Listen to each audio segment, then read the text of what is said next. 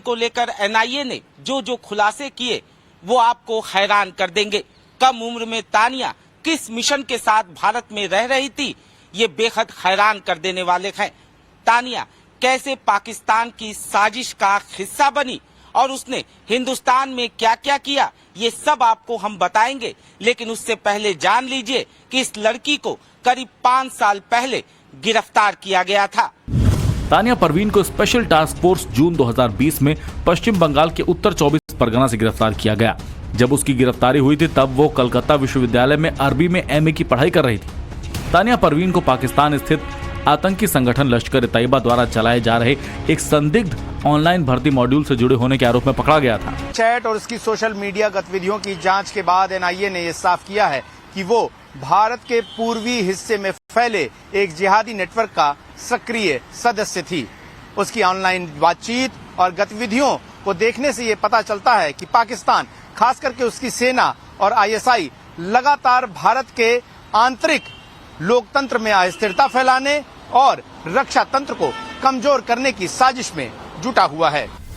लगभग 70 से ज्यादा जिहादी सोशल मीडिया ग्रुप्स की सक्रिय सदस्य तानिया परवीन फर्जी प्रोफाइल बनाकर भारतीय सेना स्थित आकाओं से बातचीत के स्क्रीनशॉट, भारतीय सैन्य कर्मियों को निशाना बनाने के चैट लॉग्स और आतंकी समूहों से जुड़ने के प्रमाण शामिल हैं।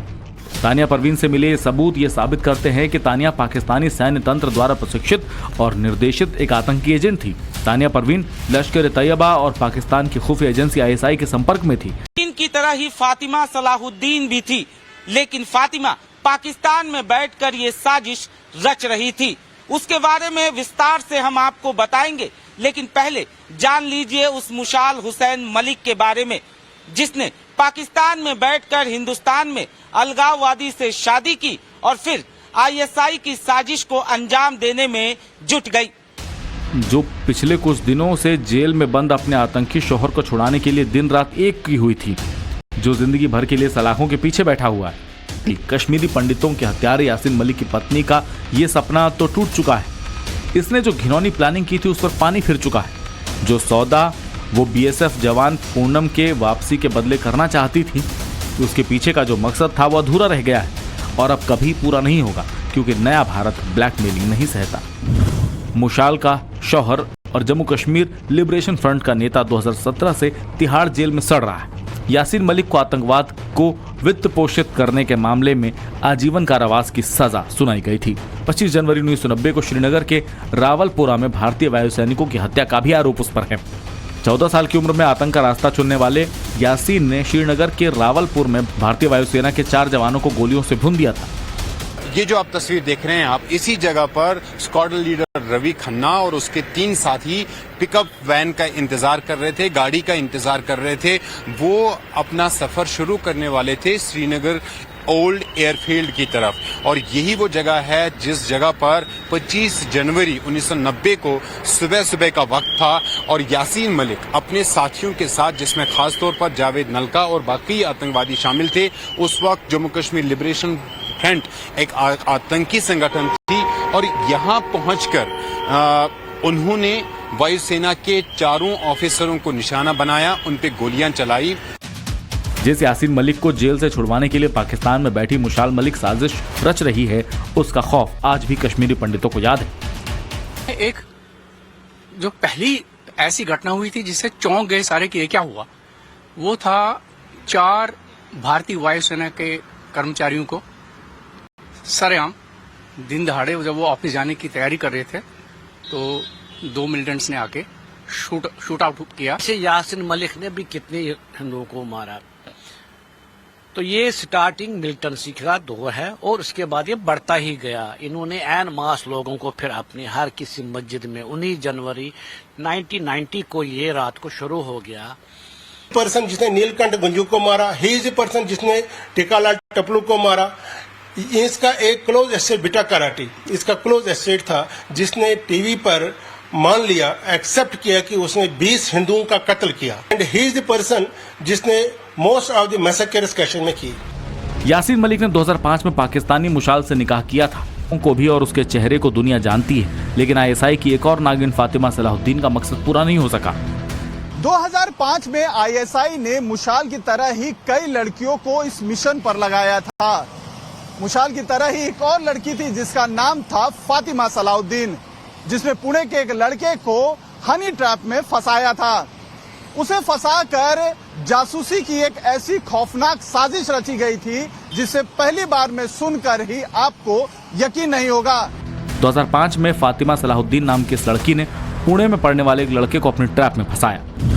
लड़के का नाम विशाल था, जो झारखंड का रहने वाला था और पुणे में पढ़ाई करता था। पहले याहू मैसेंजर के जरिए चैट होती थी, फिर दोनों में घंटों फोन पर बात होने लगी। फातिमा से विशाल प्यार करने लगा। विशाल फातिमा के प्यार में पागल हो गया और उसने अपनी वर्चुअल गर्लफ्रेंड फातिमा से शादी का प्रस्ताव रखा। फातिमा के पिता ने पहले तो इस शादी से इनकार कर दिया, मगर बाद में मान गए। हालांकि पिता ने शर्त रख दी कि शादी से पहले विशाल को अपना धर्म परिवर्तन कराना होगा। फातिमा के पिता ने विशाल को पाकिस्तान आने को कहा और लालच दिया कि अगर विशाल फातिमा से शादी कर लेता है तो उसके पिता दोनों को लंदन में सेटल करवा देंगे। विशाल ने अपना धर्म बदल लिया। फिर फातिमा के पिता के कहने पर विशाल दिल्ली आ गया। पुलिस रिकॉर्ड की माने तो फातिमा के पिता ने उसे कई बार पैसे भेजे। विशाल दिल्ली में पाकिस्तानी उच्चायोग में अधिकारी से मिला। उसने वीजा की व्यवस्था कर दी तो विशाल पाकिस्तान चला गया। पहली बार साल 2006 में वो पाकिस्तान गया। कराची में वो फातिमा और उसके परिवार से मिला। फातिमा के पिता सलाहुद्दीन ने उसे इस्लामिक धार्मिक प्रार्थनाओं को सीखने और पुणे में सैन्य प्रतिष्ठानों और धार्मिक स्थानों के बारे में तस्वीरें और जानकारी एकत्र करने के लिए कहा। फिर साल 2007 में वो दूसरी बार कराची गया। जब दूसरी बार वो पाकिस्तान गया तो बाकायदा उसे टेरर ट्रेनिंग दी गई। विशाल जब पाकिस्तान से लौटा तब उसके पास कुछ डॉक्यूमेंट और कुछ सीडीज मौजूद थीं। पुलिस को शक हुआ, वो रडार पर आया। 8 अप्रैल 2007 में पुलिस ने विशाल को गिरफ्तार किया। पूछताछ के बाद जब विशाल ने बताया और जांच एजेंसी ने कड़ी दर कड़ी जोड़ना शुरू किया तो पता चला कि फातिमा का पिता सलाहुद्दीन असल में आईएसआई का कर्मचारी था। फातिमा खुद आईएसआई की एजेंट थी और आईएसआई के कहने पर फातिमा ने विशाल को फंसाया था। फातिमा पूरी तरह से अपने साजिश में कामयाब नहीं हो पाई। हालांकि फातिमा जैसी लड़कियां अब भी चुनौती जो फॉरेन एजेंट्स है, पाकिस्तान के हो, चीन के हो, किसी के भी हो, उनका तो मकसद है लड़कों या लड़कियों को फंसाना किसी ना किसी तरीके से। और एक बार जब वो उनकी टारगेट जो है, जिसको हम कहते हैं जो टारगेट है, वो फंस गया, तब तो फिर ब्लैकमेलिंग शुरू हो जाती है। हालांकि लड़कियां ही जासूसी नहीं कर रही, कुछ लोग तो पाकिस्तान के खिलाफ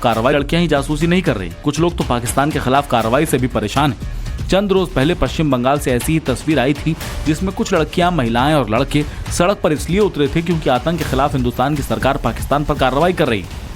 जाहिर है कि पाकिस्तान वार से मिला।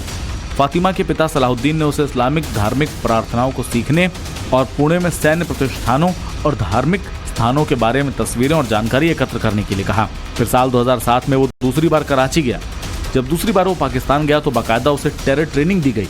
विशाल जब पाकिस्तान से लौटा तब उसके पास कुछ डॉक्यूमेंट और कुछ सीडीज मौजूद थीं। पुलिस को शक हुआ, वो रडार पर आया। 8 अप्रैल 2007 में पुलिस ने विशाल को गिरफ्तार किया। पूछताछ के बाद जब विशाल ने बताया और जांच एजेंसी ने कड़ी दर कड़ी जोड़ना शुरू किया तो पता चला कि फातिमा का पिता सलाहुद्दीन असल में आईएसआई का कर्मचारी था। फातिमा खुद आईएसआई की एजेंट थी और आईएसआई के कहने पर फातिमा ने विशाल को फंसाया था। फातिमा पूरी तरह से अपने साजिश में कामयाब नहीं हो पाई। हालांकि फातिमा जैसी लड़कियां अब भी चुनौती जो फॉरेन एजेंट्स है, पाकिस्तान के हो, चीन के हो, किसी के भी हो, उनका तो मकसद है लड़कों या लड़कियों को फंसाना किसी ना किसी तरीके से। और एक बार जब वो उनकी टारगेट जो है, जिसको हम कहते हैं जो टारगेट है, वो फंस गया, तब तो फिर ब्लैकमेलिंग शुरू हो जाती है। हालांकि सिर्फ पाकिस्तान में बैठी लड़कियां ही जासूसी नहीं कर रही, कुछ लोग तो पाकिस्तान के खिलाफ कार्रवाई से भी परेशान हैं। चंद रोज पहले पश्चिम बंगाल से ऐसी ही तस्वीर आई थी जिसमें कुछ लड़कियां, महिलाएं और लड़के सड़क पर इसलिए उतरे थे क्योंकि आतंक के खिलाफ हिंदुस्तान की सरकार पाकिस्तान पर कार्रवाई कर रही। जाहिर